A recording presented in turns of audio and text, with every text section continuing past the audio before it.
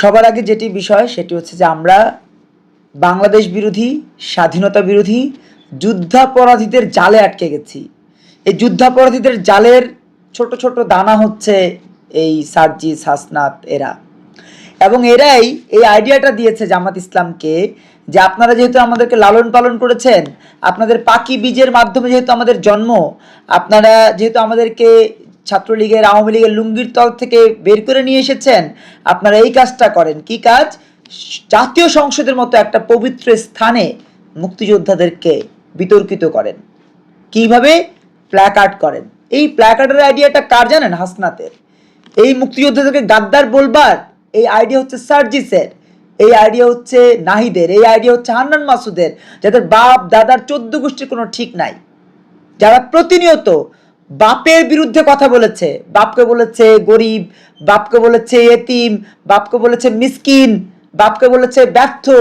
সেই হান্নান মাসুদরাই আজকে বাংলাদেশের ইতিহাসে সবচেয়ে ভূমিকা যারা রেখেছেন, সেই মুক্তিযোদ্ধাদেরকে প্রশ্নবিদ্ধ করবার জন্য জাতীয় সংসদে মুক্তিযোদ্ধারা গাদ্দার প্ল্যাকার্ড উপস্থাপন করে তারেক রহমানের বাবাকেও প্রশ্নবিদ্ধ করেছে। জিয়াউর রহমান কি মুক্তিযোদ্ধা নন? তিনি বীর উত্তম উপাধি পেয়েছিলেন। বঙ্গবন্ধু যাদেরকে উপাধি দিয়েছিলেন তাদের মধ্যে একজন জিয়াউর রহমান।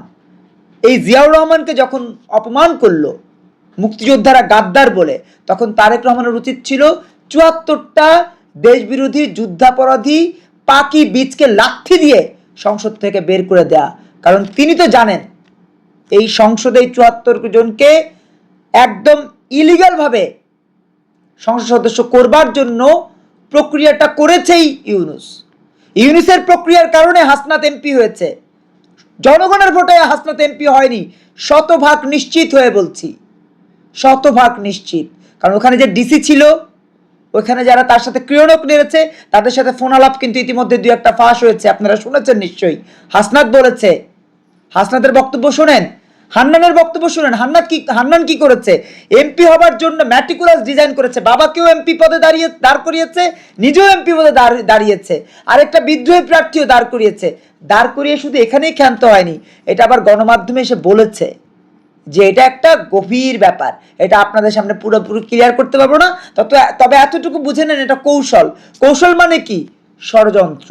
আর সেই ষড়যন্ত্র যদি তারেক রহমান বুঝতে না পারে, বাবাকে গাদ্দার বলল, তারেক রহমান যখন দেখলেন যে জিয়াউর রহমানকে গাদ্দার বলেছে, মুক্তিযোদ্ধাদেরকে গাদ্দার বলেছে, তখন তার উচিত ছিল এদের বিরুদ্ধে সরাসরি রাষ্ট্রবিরোধী আইনে মামলা করে দেয়া।